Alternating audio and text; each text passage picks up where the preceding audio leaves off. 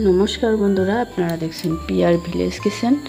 आज के আবার একটা রেসিপি নিয়ে আপনাদের সামনে চলে আসলাম। আজকের রেসিপি উচ্ছে আলু দিয়ে ঝোল।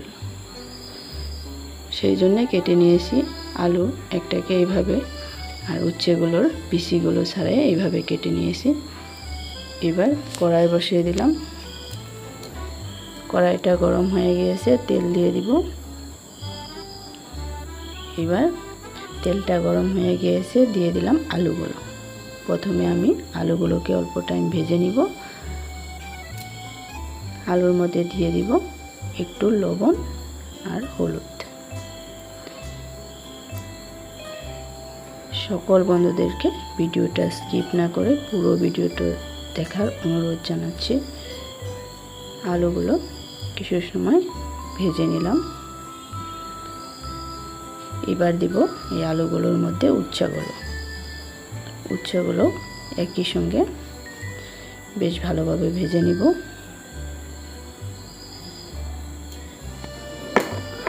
আলু আর উচ্ছে একই সঙ্গে ভেজে নিচ্ছি। উচ্ছে আর আলুর এই ঝোল এইভাবে করলে কিন্তু দুর্দান্ত স্বাদের লাগে। আলু আর উচ্ছে আমি নাড়াচাড়া করে বেশ কিছু সময় ভেজে নিয়েছি, যাতে আর তিতো ভাবটা কম লাগে। দেখুন আলুগুলোর কালারও খুব সুন্দর চলে আসছে। এবার আমি তুলে নিব।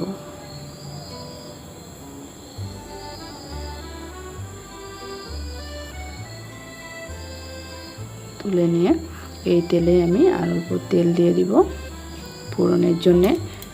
ফোড়নে দিব হাফ চা চামচ গোটা জিরে।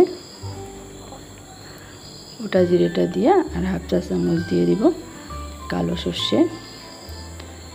এবার দিব কুচিয়ে রাখা টমেটো আর পেঁয়াজ। টমেটো আর পেঁয়াজটাকে বেশ কিছু সময় ভেজে নিব। ভালোভাবে ভেজে নিয়ে এর মধ্যে আমি এক এক করে বেটে রাখা মশলাগুলো দিয়ে দিব। দিয়ে দিলাম আদা রসুন বাটা 1 চা চামচ, আর দিব শুকনো লঙ্কা জিরা বাটা।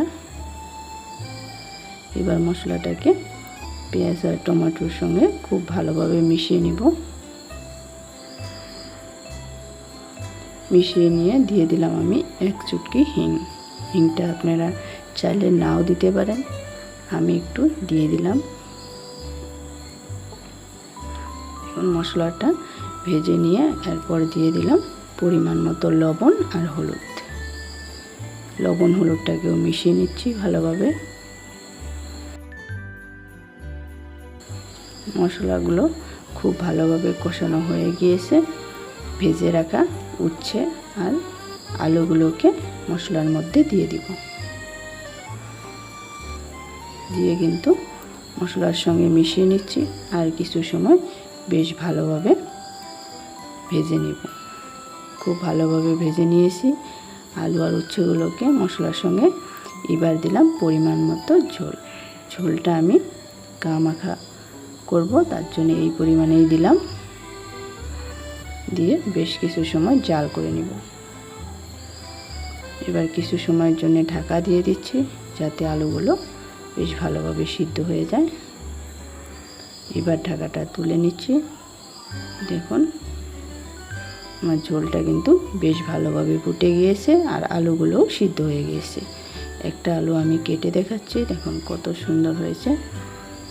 এবার রেসিপিটা আমার প্রায় রেডি। এবার দিব এর মধ্যে 1 চা চামচ গরম মশলা। গরম মশলাটা দিয়ে আমি বেশি সময় রাখবো না। রেসিপিটা আমার রেডি।